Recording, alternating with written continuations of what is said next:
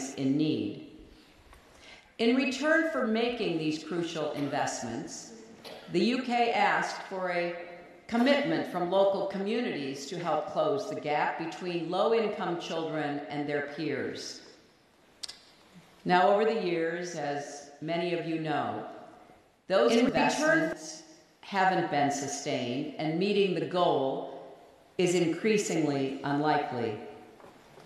Like so many, I'm disappointed by that. But this initiative has produced important lessons that both here in the UK and, most importantly, the rest of the world should take note of. You have shown what is possible when we commit to tackling child poverty.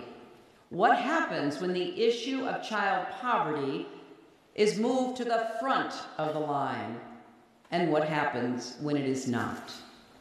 So I do not consider this a failed project, far from it, but as a call to continue this commitment, to find ways to use existing laws and resources to protect children in poverty and identify the gaps where we are not making the progress we should. I hope this generation of future lawyers will answer that call, which is more urgent than ever. I've said for a long time that it takes a village to raise a child, an old African proverb. But right now, the village is fractured. The bonds of community that once united us are fraying.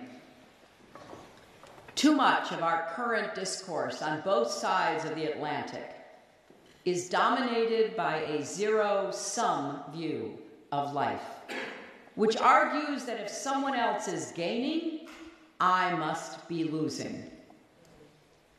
The measure of any society is how we treat the most vulnerable among us, especially our children. And when we lose empathy, when it does become everyone for themselves, children are the first to suffer. Just look at my own country, where currents of anger and resentment are underpinning our national conversation. Americans are divided and less trusting of democratic institutions. But instead of bringing people together, we have leaders who stoke our divisions, try to distract us with controversy after controversy, and undermine free speech and the press. It is nearly impossible for children's voices to rise above the cacophony.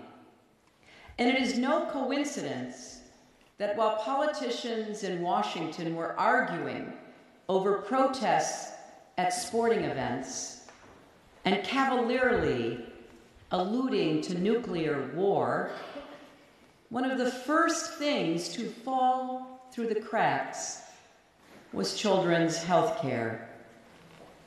For the first time since it was passed, back in 1997, Congress failed to meet the deadline to reauthorize the Children's Health Insurance Program, a vital initiative you heard referenced before that serves 9 million children a year, that has helped to bring the U.S. closer than we've ever been to universal health care coverage for children. Even the tenor of our debate is affecting our children. Teachers and schools are reporting an outbreak of bullying and racially motivated insults. Here in the UK, divisive rhetoric and policy shifts are having their own effects. Right now, the residency rights of 500,000 children, including many who were born in the UK, are hanging in the balance. So there are reports of children being worried, feeling uncertain, even unsafe, trying to make sense of their places in the world. The Children's Commissioners for England, Wales, Scotland, and Northern Ireland have already raised concerns that children's interests are getting short shrift in the Brexit process. Now, I personally continue to believe in the value of the European Union and, more broadly, of a Europe that is whole, free, and at peace. No small accomplishment. And Britain has always been a linchpin of that vision. What's missing in both of our countries at the moment, it seems to me, and what we need more than anything else, is empathy. It should not only be at the center of our individual lives, families, and communities, but at the center of our policy, politics, and public lives. In my recent book, What Happened, I write about the need for what I call radical empathy, an urgent imperative to recapture a sense of common humanity. I know that we don't always think of the law and empathy as going hand in hand, but they can and they must. I saw that up close after working for the Children's Defense Fund. I helped create a legal aid clinic in Arkansas, very similar to the Swansea Law Clinic. I went on to chair our National Legal Services Corporation board, trying to expand access to lawyers, to the poor.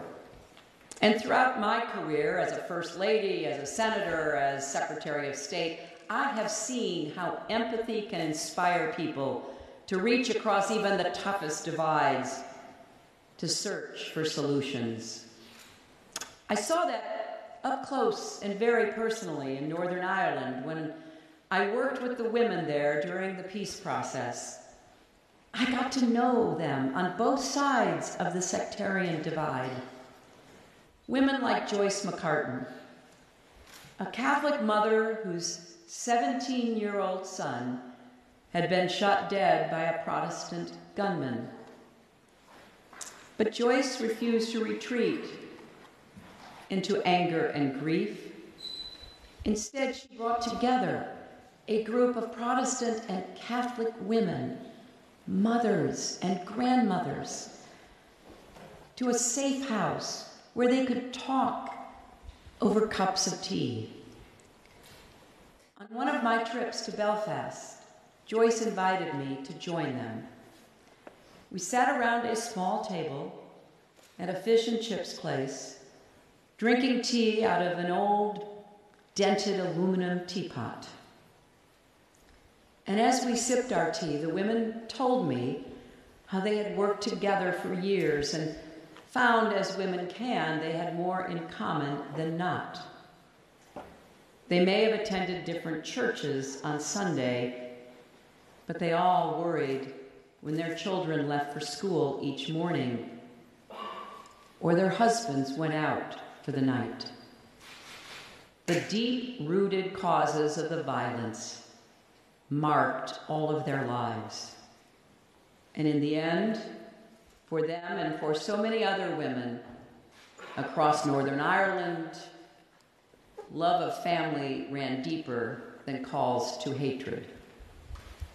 Those kitchen table conversations played a vital role in the peace process. And while that peace process remains a constant task, many of the women who came of age during the Troubles are the ones carrying this work forward today for the good of their own children and grandchildren. So many of the issues facing our world have a disproportionate impact on children, from poverty to gender violence to HIV/AIDS to income inequality. The combination of climate change and violence have more children on the move throughout the world than ever before, making it harder for them to be schooled, to get other services, and often they end up as victims of trafficking. In conflict, children are often the most affected because they are targeted for use as child soldiers or child brides. Even the proliferation of technology presents new threats to children in the forms of cyberbullying and exploitation. And as natural disasters and extreme weather are devastating the world, it is once again children who often suffer most. We have seen that just recently in Puerto Rico, an island of American citizens where nearly 60% of the children already live below the poverty line. And when we see children taken advantage of, mistreated, or not getting the kind of opportunity, support, and encouragement they need and deserve to succeed, it should light a fire under all of us. As a presidential candidate, I had the experience time and again of meeting children whose stories, whose lives touched me. And I tried the best I could to tell those stories to wider audiences. From the terrified little girl I met in Nevada who burst into tears because although she was born in the United States, she worried her parents would be deported. To the little boy in Flint, Michigan, who got sick from drinking water poisoned with lead because of the negligence of elected and appointed officials.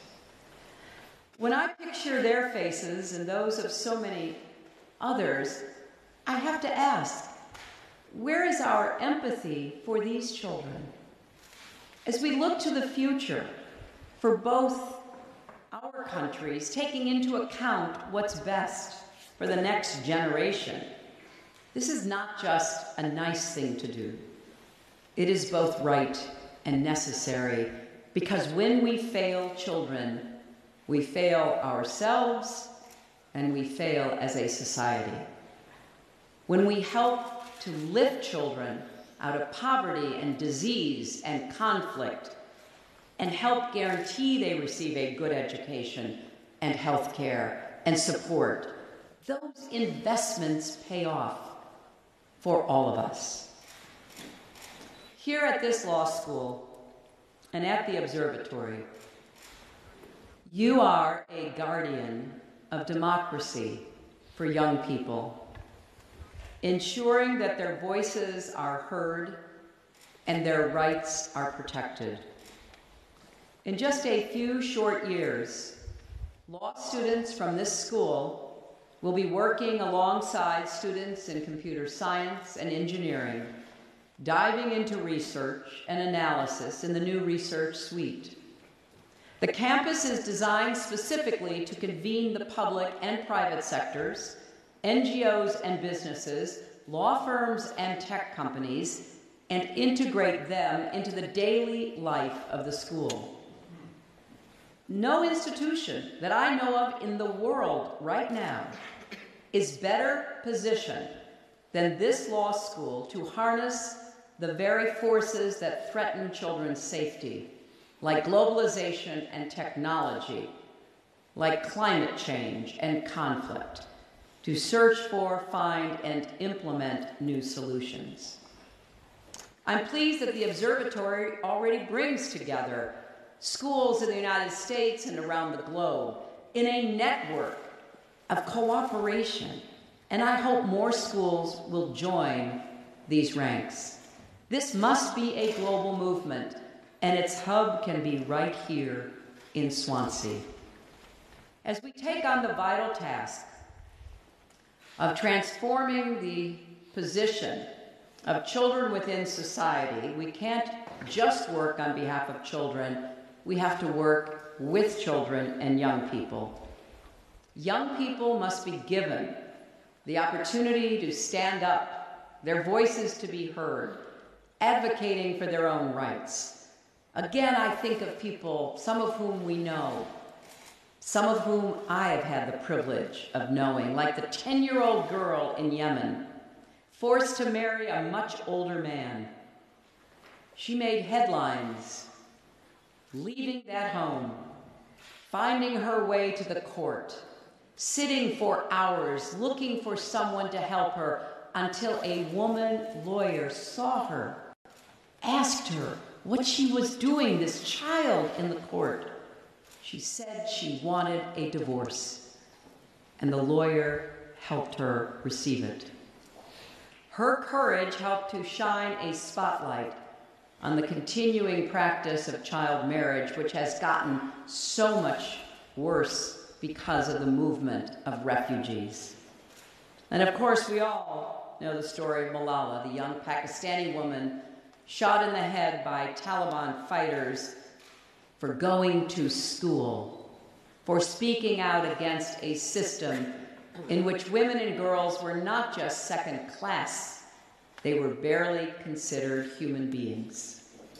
Malala became a symbol of what education can mean for girls and boys, but particularly for girls who are denied that right. And she has just started her first semester at Oxford. Here at Swansea and at the observatory, you know that children are not simply passive observers in the world. They are and must be agents of change. That was the basic underpinning of your successful campaign to create the Welsh Youth Parliament. And as one young person put it, it encourages younger generations to become more politically active, getting their voices heard instead of being drowned out in the noise. I couldn't agree more. Western democracy is facing a crisis. There are lots of anxieties about how we will continue to provide the vital elements of self-government, rule of law, protections of fundamental human rights. I think it is imperative that young people be brought into the process as early as feasible to begin to build the arguments for the maintenance and reformation of our democracies. So to all the students here today, and to those who I will have the privilege of meeting this afternoon and hopefully over years to come, please bear in mind that the cases before you, the laws you are reading, are not just to be left in law school. You need to imbue them with the voices that will not otherwise be heard. The millions of children who need a champion like you. Going beyond the four walls of the classroom and talking and listening and learning from children will give you the strong foundation to take the academic preparation into the real world where we need you.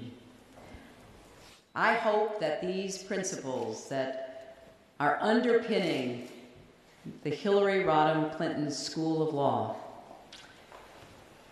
will be a beacon for those in Wales and far beyond to remember that children's rights are human rights. Thank you once again for this tremendous honor.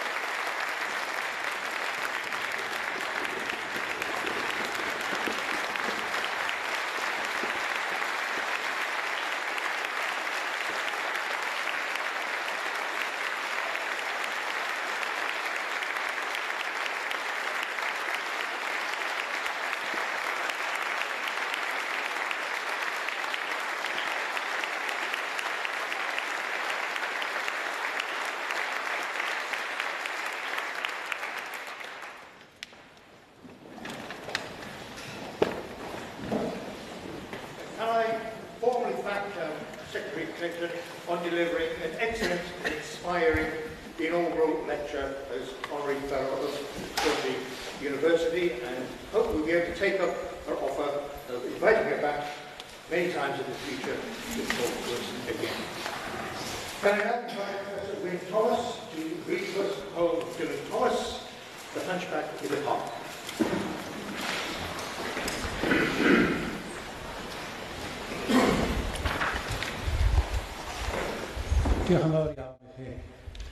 Thank you for a quite splendid and morally impassioned lecture. 20 years ago, Tony Blair referred to the People's Princess. It's a privilege this afternoon to welcome the People's President of the United States.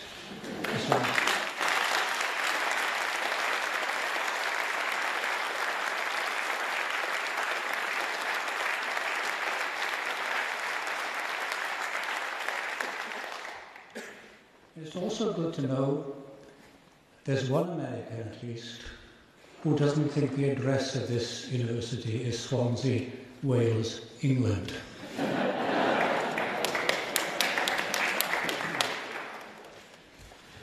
I've been asked to read a poem by Dylan Thomas, and I've chosen The Hunchback in the Park. The park is called Donkey Park, which is opposite his house in the uplands. It was the adventure playground of his imagination when he was a young boy. Therefore, it is a poem affirming and celebrating childhood.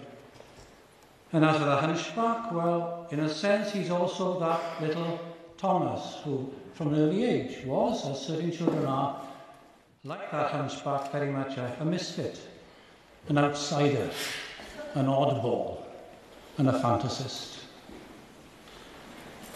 The Hunchback in the Park, a solitary mister, propped between trees and water from the opening of the garden lock that lets the trees and water enter until the Sunday sombre bell at dark.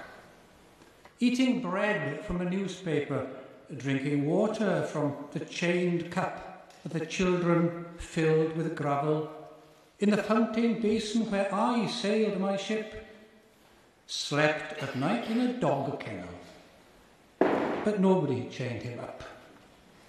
Like the park birds, he came early. Like the water, he sat down. And Mister, they called, "Hey, Mister," the truant boys from the town running when he had heard them clearly, on out of sound. Past lake and rockery, laughing when he shook his paper, hunchbacked in mockery, through the loud zoo of the willow groves, dodging the park keeper with his stick that picked up leaves. And the old dog Sleeper, alone between nurses and swans, while the boys among willows made the tigers jump out of their eyes to roar on the rockery stones, and the groves were blue with sailors.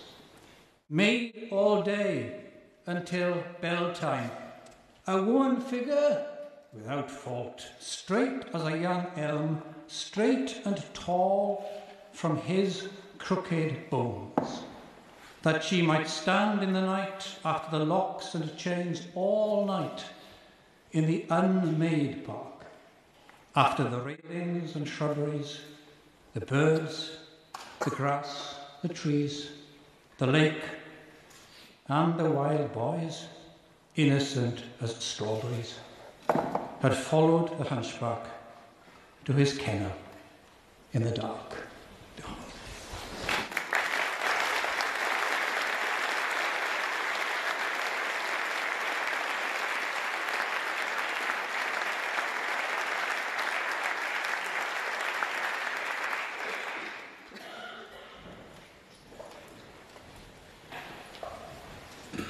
I would now like to invite Secretary Clinton and Professor Annalyn Evans to join me for the unveiling of the plaque for the Hillary Rodham Clinton School of Law to be built on this campus.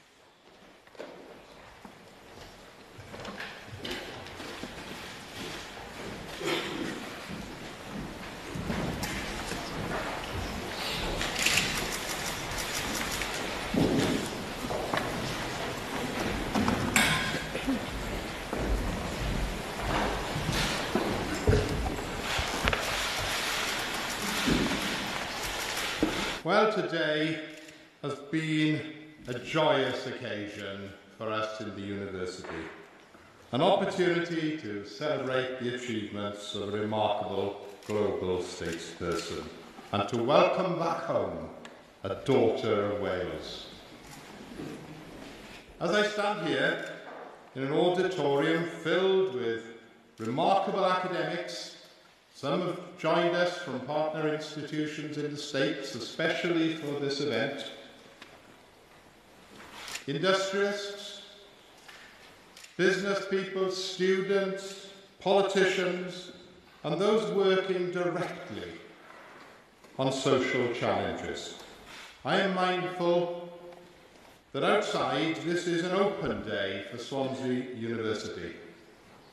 On this wonderful new Science and Innovation campus and on our Singleton campus just around the bay are thousands of excited prospective students and their families. They join us from overseas, from across the UK and from around Wales. They visit us in the belief that continuing their education will help to deliver their hopes and aspirations for a better life and a better future. We share their hopes and dreams for the future. Secretary Clinton was attracted to the enormous sense of energy and purpose here at Swansea University. We look forward most warmly to an ongoing partnership. Together, we hope we can help you change the world. Rwy'n datgan trwy hyn bod y cynulliad hwn ar ben. I hereby declare this congregation closed. Congregatio Universitatis, conclusa pronuntiate. Hir oes i'r Prifysgol. Long may the university prosper.